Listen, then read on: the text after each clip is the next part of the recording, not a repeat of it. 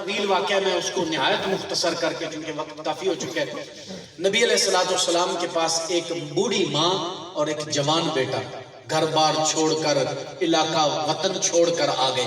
آقا ہم آپ کے پاس رہیں گے۔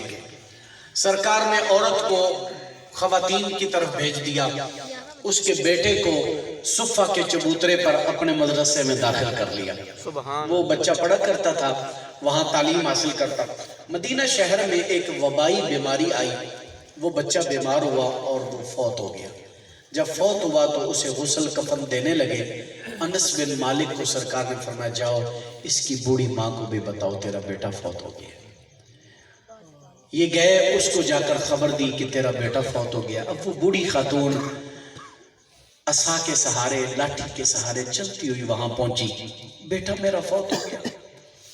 ابھی جوان تھا، کوئی مسئلہ نہیں تھا اسے، اور ایسی چڑھتی جوانی میں فوت ہو گیا۔ خیر آئی، بچے کی لاش پڑی ہے، پاؤں کی طرف بیٹھ گئی اور اس نے آسمان کی طرف چہرہ اٹھا کر کہا اللہم لا تحمل علی هذه المصیبہ، اے اللہ میں اتنی بڑی مصیبت برداشت نہیں کر سکتی، یہ اتنی بڑی مصیبت میرے اوپر نہ ڈال۔ جب اس نے یہ لفظ بولے، صحابہ کہتے ہیں پتہ نہیں، کوئی سمجھ نہیں آتی اس عورت کے لفظوں میں کیا تاثیر رکھی تھی۔ جب اس نے لفظ بولے، اس کا بیٹا چارپائی کے اوپر زندہ ہو کر بیٹھ گیا۔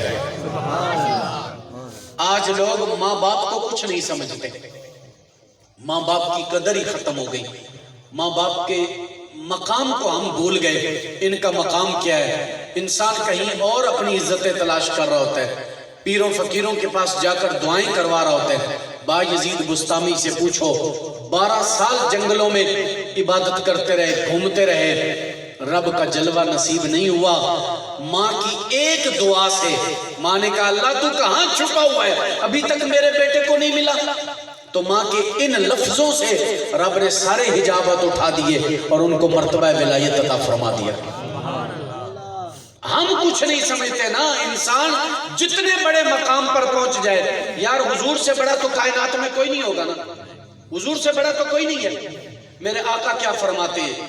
میرے آقا نے فرمایا اگر میرے ماں باپ زندہ ہوتے، دونوں نہ تھے تو چلو ایک ہی زندہ رہتا، یعنی والد تو پہلے ہی وصال فرما گئے آپ کی ولادت سے پہلے، فرمایا چلو ماں ہی زندہ رہتی، اور پھر میں نماز پڑھ رہا ہوتا، نماز عشاء، اور سورۃ فاتحہ بھی میں نے پڑھ لی ہوتی، یعنی بالکل اللہ کے جلووں میں مستغرق ہوتے، اور پھر میری والدہ آواز دیتی تنادی یا محمد، میری والدہ آواز دیتی اے محمد اجبتہا لبیکی، سرکار فرماتے ہیں میں نماز چھوڑ کر اپنی ماں کی بات جا کے سنتا۔